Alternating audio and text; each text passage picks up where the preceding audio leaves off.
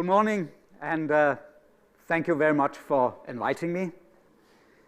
Can I get my slides on the screen? Yeah.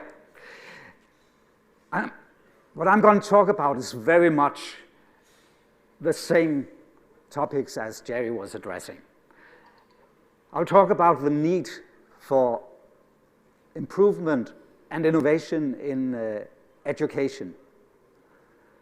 I'll talk about how we can make education relevant for young people of today. And I'll talk about why it's more urgent than ever that we have change in education. I've not been an educator for 30 years, I've been an educator for 45 years. And in my whole career, I've been working on how can we make education more relevant for young people. But now we have reached a point, and I'll come back to that, where change in education is not only nice to get, it's necessary. But why do we talk about change in education? Education is a success. Everybody wants it. Everybody wants more of it. It's on UN's Global Sustainable Development Goals as goal number 4. It's even something, especially here in India and the US, that people are ready to pay a lot for. And more children everywhere in the world gets education. So, in that sense, education is a success. But you could also say that education is a failure. We have still millions of children all over the world who don't get education. We have, in India, we have nearly all children in school, but we still have more than 8% of the population that are illiterate. And many children leave schools without being able to read and count. So we still have problems with education, but the problem goes deeper than just the numbers. When we think about education, I think there are 3 areas that are equally important to have relevant education. The first area is the support of the child's personal development, that the child becomes a passionate and good human being with identity and character and resilience. The other area is what I've called new citizenship. I call it new citizenship because in the old days, citizenship was about obedience, to serve the king or the ruler. When I talk about new citizenship, it means how can we educate young people to want to work for the community, to work for the common good of society, and that becomes more and more necessary. And the third area is to prepare for the labor market. How can we educate young people so that they have the competences that is needed so that they can become citizens that can earn their own money and have a lifelong employment so that they are employable. I think all these 3 areas are equally important. And when we talk about the crisis of education, we need to put the answer, does school really help children to become passionate, good human beings that rest in themselves, that live happy lives? I know schools are not the only institution for that. Parents are still the most important. Family is the most important institution. But does school really do enough for that? And it's very different in different societies, but in many countries of the world, we have a big problem with young people having stress and depression, and even though they are educated, they are not happy. And similar Does school contribute to developing young people that want to do an active effort for the common good in their community and in the society as a whole?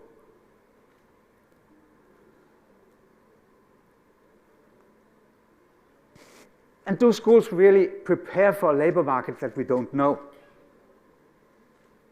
Most of the jobs that will be there in 20 or 30 years don't exist now. So, do schools contribute to making lifelong employability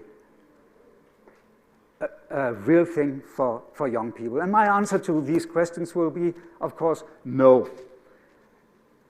Education is different in different countries, but the main thing for education in most countries is that basic education up to high school serves one purpose: to make it possible to get to the next level, to the university or colleges, and not to serve all these three areas. So I think there's a great need for change and innovation in education to become relevant in the 21st century. There's a need to discuss which competences are relevant in the world we live in. And I'm not talking about the future, but because the future is already here. Everything is changing so rapidly. So it's very important that we put this very basic question: what competences do we really want to develop in young people? And what content is important? I mean, it's not, it's often so that the different subjects have their own content and own traditions, so you don't think fundamentally about, is it really the right thing that we teach, the right content? And do we think about a pedagogy that develops the competences that are most important for our present society? I once heard one say that the only thing that a person from 150 years ago would recognize in our present society is a classroom. Are the learning spaces that we use nowadays really relevant for the competences that we need in the society we live in? And could we use technology in a more advanced way than is happening today? And I've been involved in innovation in those areas for many years. And I was the founding principal of Oerestad Gymnasium, a high school, not a gym, in Copenhagen, Denmark. And it's a high school created with modern open learning spaces, and I think we were the first school in the world that was 100% digital. So a little movie to show what this school is about.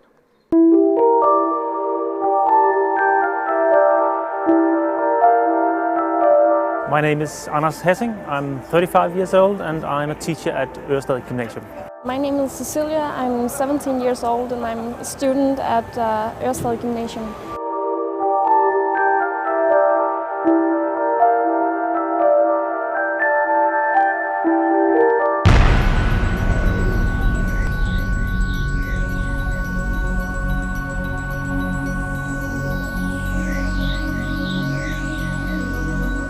I travel these stairs probably about 6 or 8 times a day. The building is one giant transparent room where everybody can see what everybody's doing.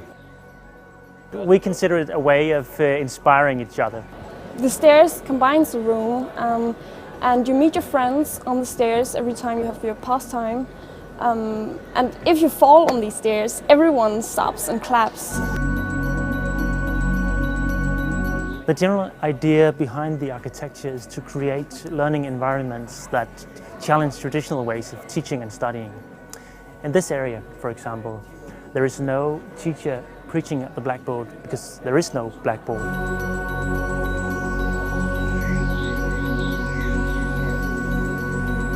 So how do you teach without the blackboard?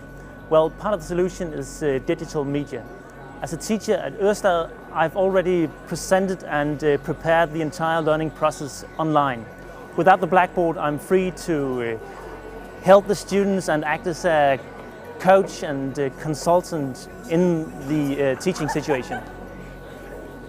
A very common thing to do is just to stand here and relaxing, thinking about nothing, just stop the brain from thinking and just watch the whole school, just maybe point out a hot guy or something like that.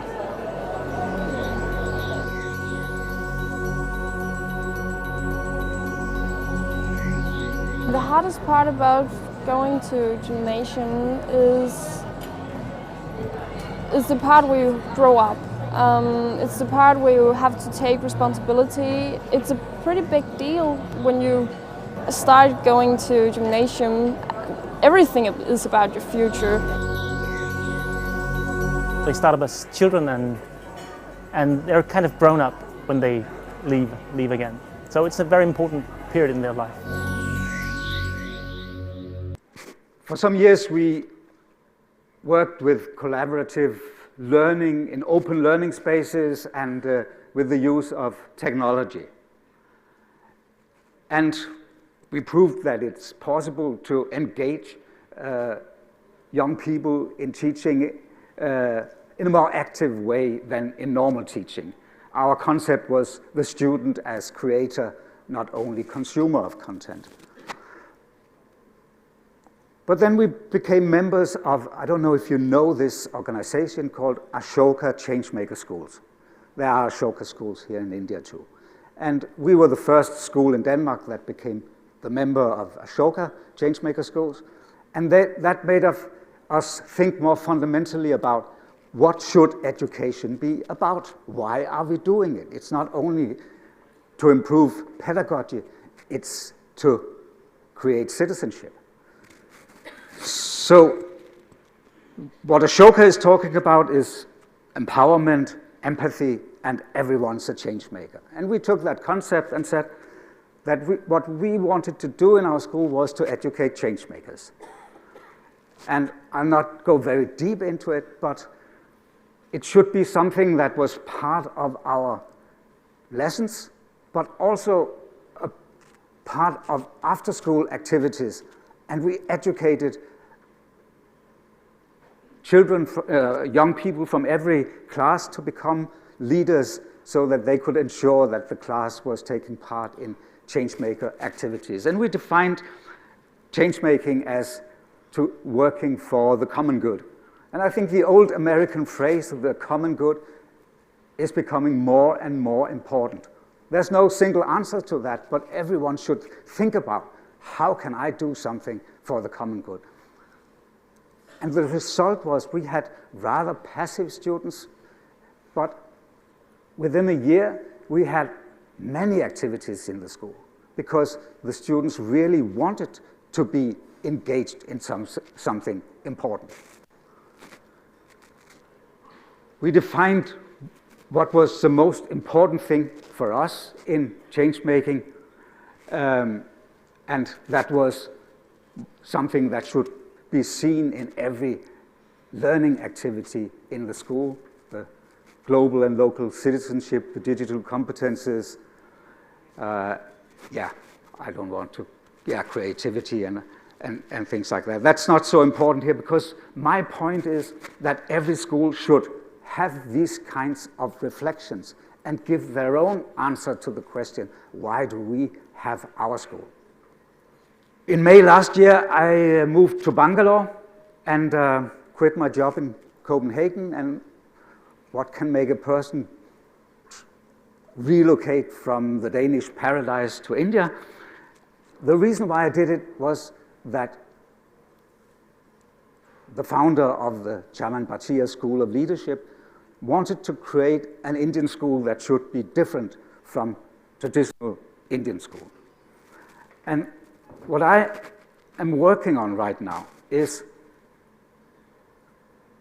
inspiration from 3 different sources. The first is, I'm a Danish educator, and in Denmark we have a tradition for a holistic approach to the child. The school should not only be about exams and results, but also be about creating happy individuals, good persons, citizens of Denmark. So that's a tradition we have in Denmark, and I want to keep that tradition. In India, you have a very fine tradition for academic excellence. I would say in science and mathematics, you're 1.5 years in front of our schools in Denmark. And I think that's an important quality that we should keep in India. Not for exams' sake, but because also in the present society and for the future, it's very important to be clever. The third inspiration for me is what's happening all around the world under the label 21st century learning. My school in Copenhagen was a member of Global Schools Alliance, an alliance of progressive schools from all over the world. Green School, Liger Leadership Academy, High Tech High, Maker School here in Gogaon, and my school in Copenhagen. And what I want to do here is to see, could we create a school where we combine, where we merge these three inspirations? And if that is possible, I think we could make something that would be important not only for this school, but for India and for education all over. The founder of the school wanted us to be focused on leadership, so therefore the vision is makers of leaders. But my interpretation of leadership is broader. It's more about empowerment, empathy, and change-making. The school is under construction. It will open next year in 2020. So what I'm talking about now is dreams and thoughts, not a reality. It will be called Chaman Bhartiya School of Leadership, Bhartiya because the name of the city is Bhartiya. We have started very fundamentally to think about the why, the competences that we want to develop in every child, every young person. And I'll go fast through it, but we defined 5 leadership pillars that is about how to become a good person before you can become a leader. And then we have defined the 4 C's, the 21st century competences, and the most important literacies. And the point here is that we create our own leadership curriculum based on these goals, and we develop a pedagogy based on projects and playful learning activities that will ensure that we comes around all these 3 strands of competences. And I will not go deep into that, but just say that for me it has been very important to start thinking from the ground, what should education be about? And the final thing I would say is that the content framework for everything we do will be the UN Global Sustainable Development Goals. In my country, Denmark, this was the most important topic in the last elections. Here in India, you hardly speak about it. But it's the most important thing in the present world to prepare young people for a world that is uncertain and with great challenges ahead, and the climate change challenge is the most important of all. So to live and thrive in that world, and to be a young person that can have an impact on that world, that is the reason for education today. And everyone, every school, every nation should think about how can we develop school in that direction. When we started working on the change-making project in Denmark, we had a fine visitor from England. You maybe know Prince Harry, who is very much engaged in climate crisis and climate change. So I think that should be background for everything we discuss. And that is why change in education is urgent, not only nice. Thank you very much. Thank you, Allan.